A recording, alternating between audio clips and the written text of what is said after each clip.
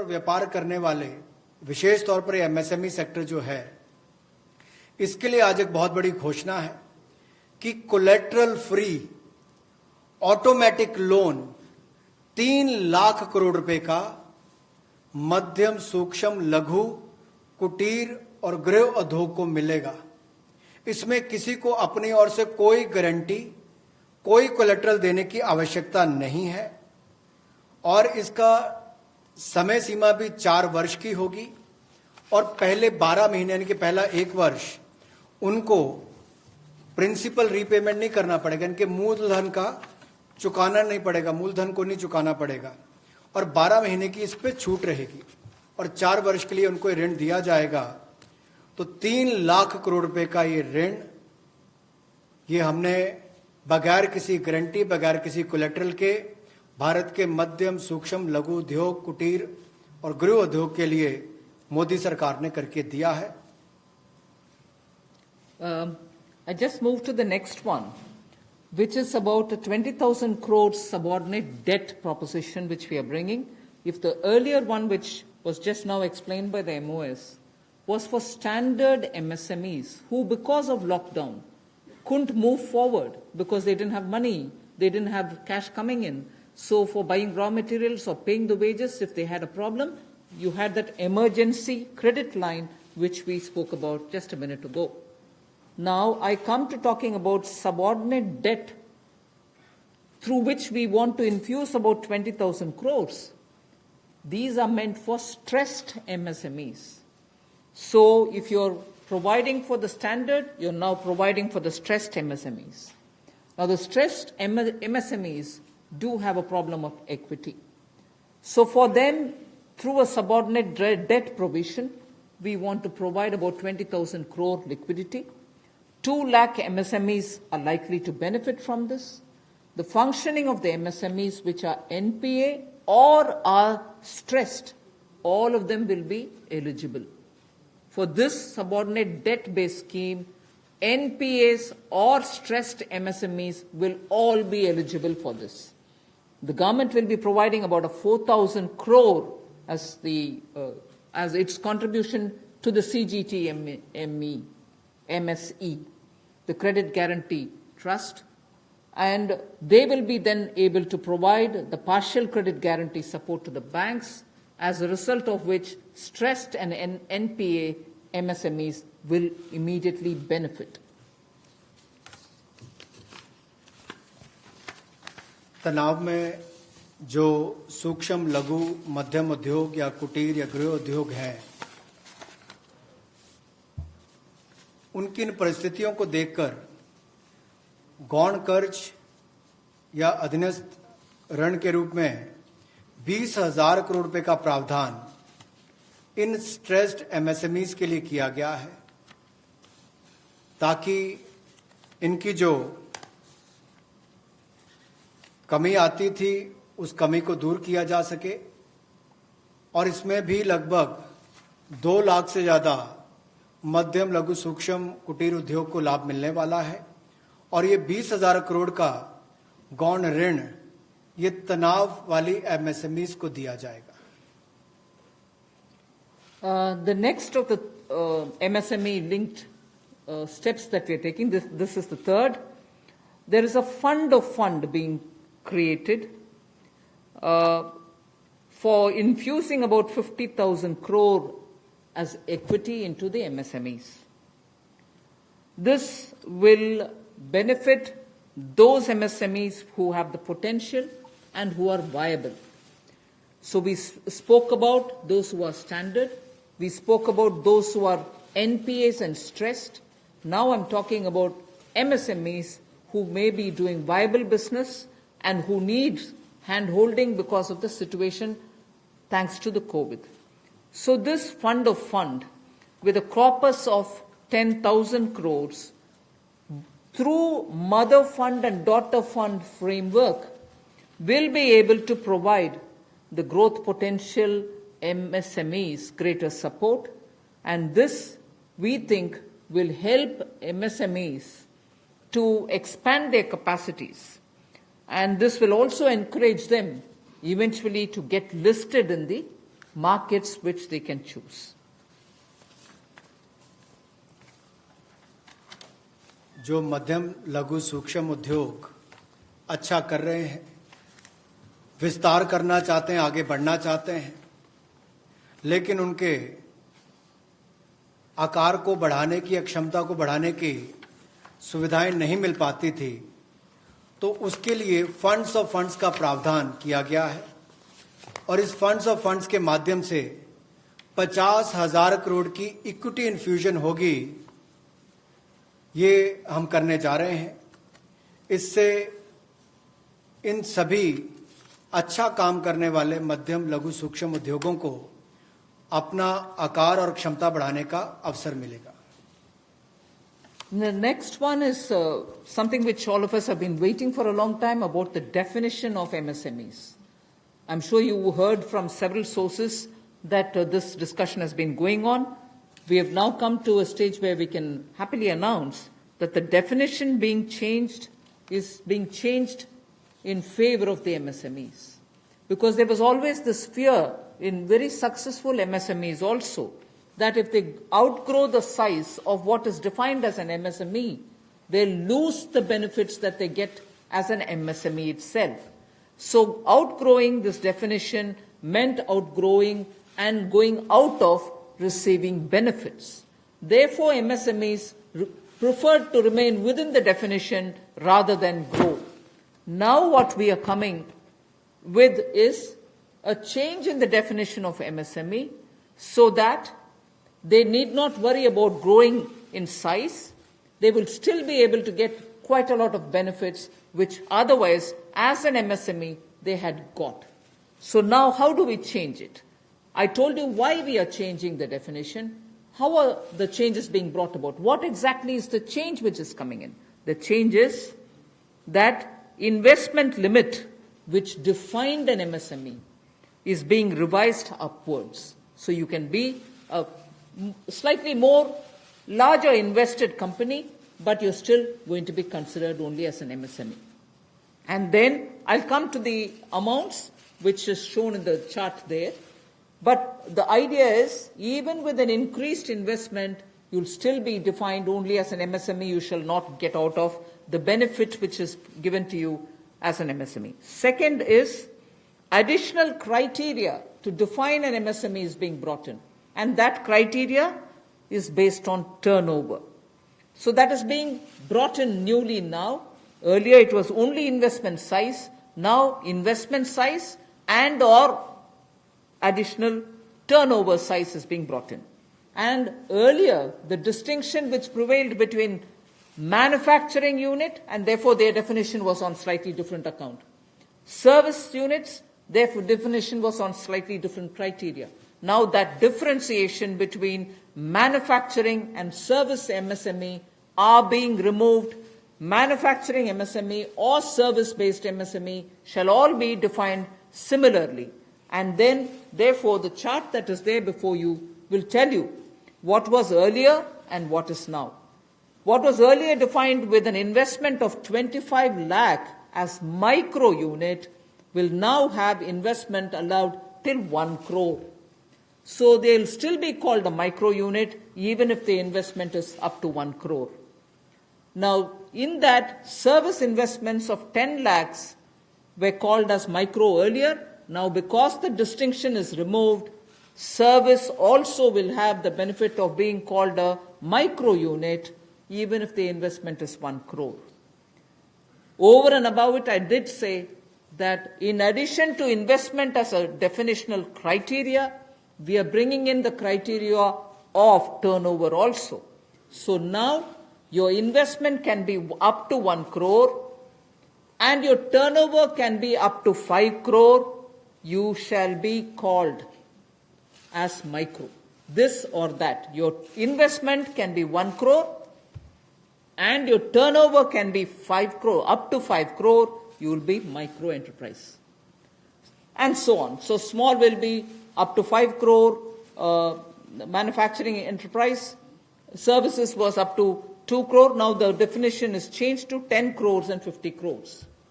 Investment and turnover, and so on. The table explains it.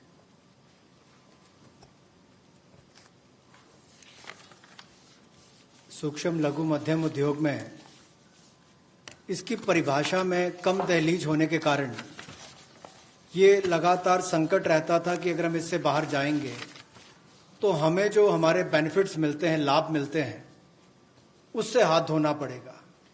और यही कारण था कि हमारे कुटीर सूक्ष्म लघु उद्योग कभी बड़ा बनने का सपना नहीं देखते थे, और सपना देखते भी थे तो ये जो सीमा इसके लिए रखी गई थी, कम दहलीज थी, इसके कारण ये बड़े नहीं हो पाते थे।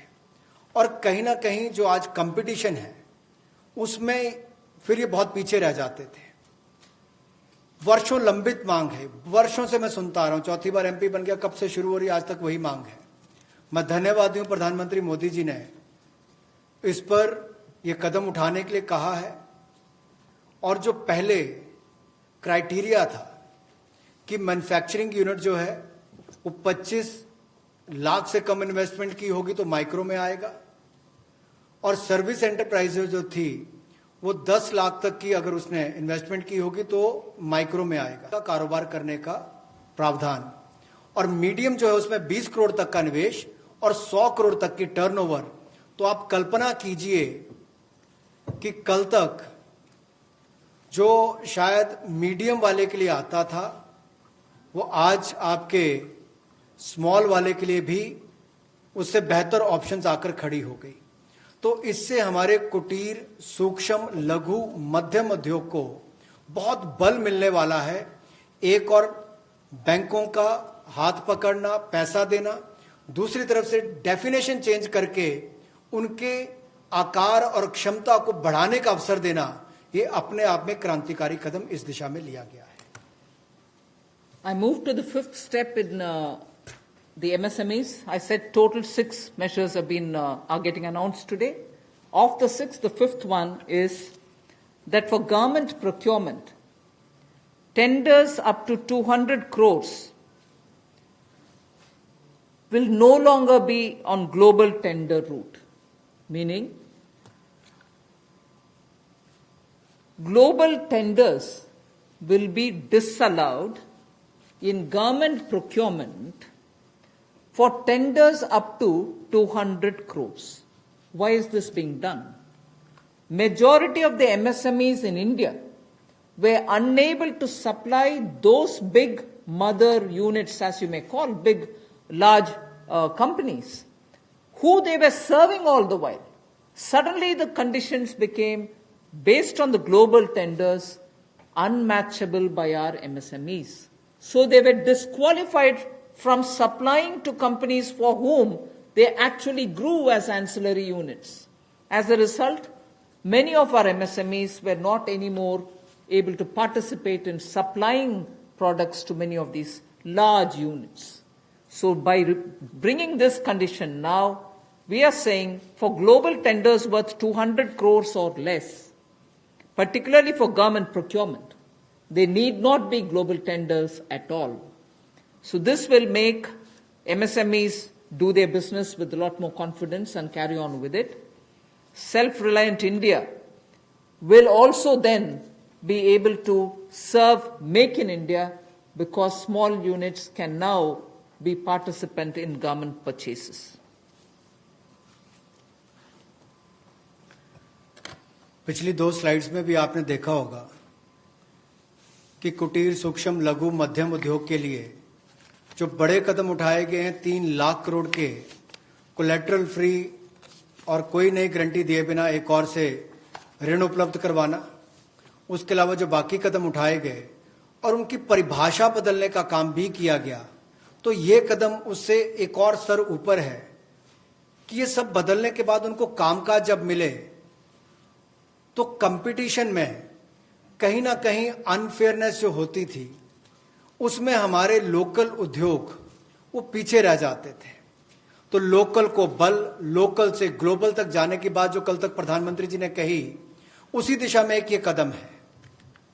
लोकल के लिए वोकल भी, लोकल को बल भी, लोकल से ग्लोबल भी। तो ये इसीलिए ग्लोबल टेंडर्स जो हैं ये 200 करोड़ तक से कम वाले जो हैं, इसमें यानी कि 200 करोड़ से कम वाले में ग्लोबल टेंडर्स नहीं होंगे।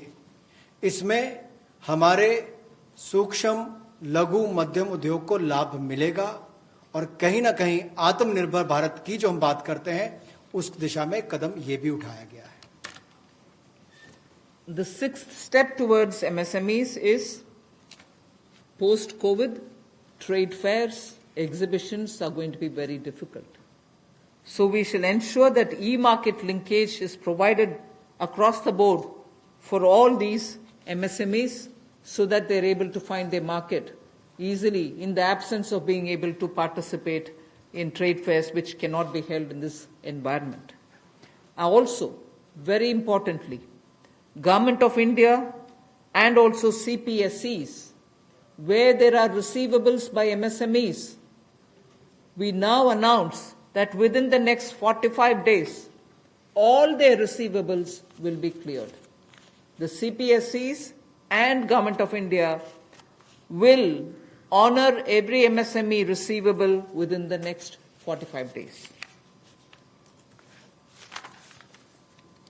इसी तरह से एक बार फिर कुटीर सूक्ष्म लघु मध्यम उद्योग के लिए ये जो चुनौतियां कोविड-19 के समय शुरू हुई कि घरों तक सीमित होना पड़ा और आप कहीं जाकर सामान बेचने में दुविधा आती थी, तो ई मार्केट लिंकेज करने की बात की, क्योंकि ई कॉमर्स का आजकल जमाना भी आया है, वो भी होगा. और इसके अलावा व्यापार मेलों में कैसे वो इन्वॉल्व हो सके, उनका शामिल होना हो, प्रदर्शनियों में उनकी पार्टिसिपेशन हो सके, इसके लिए कदम उठाए जाएंगे. और जो हमारे सार्वजनिक केंद्र उपक्रम है उसमें जो अगर उनके कोई पेंडिंग पेमेंट्स है, सरकारी है या पीएसयूज में है, उनको भी अगले 45 दिनों में बल देकर वापस उनकी पेमेंट हो, ऐसा प्रयास किया जाएगा ताकि जल्द से जल्द उनकी पेमेंट हो, ताकि उनको राहत मिल सके. I now move to talking about EPF. You were aware during the Pradhan Mantri Garib Kalyan package, some measures were extended for the EPF. In that, we had said units which have 100 workers, 90% of whom are earning less than 15,000 rupees, will be able to draw from their EPF from the funds because they needed money in their hands. We have now, and for the 3 months, the payment of EPF also was given relaxation. What I would now like to say before you is liquidity relief is being given for all EPF establishments. In this, 12% which is paid by the employer and 12% by the employee contribution. We extend the support which Government of India gave for another 3 months. We had given it for March, April, and May up to May 2020. The payments were made into their eligible accounts by Government of India for March, April, and May. Nearly 3.6 lakh establishments benefited from this. Liquidity relief of 2,500 crores to 72.22 lakh employees is now being proposed to be provided by extending this contribution for the next 3 months also. June, July, and August 2020, the EPF contribution will be paid by Government of India, and this shall provide 2,500 crore liquidity support. So what was given earlier for March, April, and May is now being extended for another 3 months, which will be June, July, and August, and therefore we shall be infusing 2,500 crore liquidity and 72.22 lakh employees will benefit from it. 1,70,000 crore के प्रधानमंत्री गरीब कल्याण package में एक सुविधा दी गई थी कि EPF जो है, प्रोविडेंट फंड जो है, वो 12% जो कर्मचारी उसका भी और जो नौकरी देने वाला उसका भी 12-12% भारत सरकार देगी। और ये पहले 3 महीनों के लिए हमने किया था, जिसकी भुगतान कर भी दिया गया पहले 2 महीनों के लिए, और इसको अगले 3 महीने और बढ़ा दिया जाएगा। इसका प्रावधान भी जून, जुलाई और अगस्त के लिए कर दिया गया है।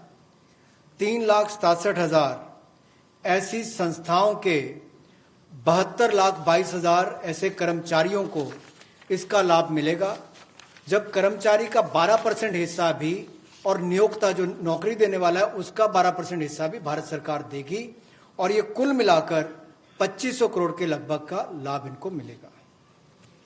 The next on EPF again, in order to provide more take-home salary for the employees and also to give relief to employers in the payment of PF for those which have not been covered under the earlier description, which is if you have 100 employees, 90% of whom are drawing less than 15,000, we announced a scheme earlier, which I'm extending for another 3 months. That's what was announced a minute ago. The second one in EPF now is the statutory PF contribution for those who are not covered in the earlier one is being reduced from 12% to 10%. So for the next 3 months, employers need to pay only 10% and not 12% so that they will have some more money in their hands. However, for the central public sector enterprises and for state PSUs, we will continue to pay 12%. So this reduction is not for the government. However, government employees government employer still pays 12%. But employees in these public sector undertakings will be given the advantage of paying only 10%. So a liquidity relief of 6,750 crores for both the employee and employer will be available for the next 3 months.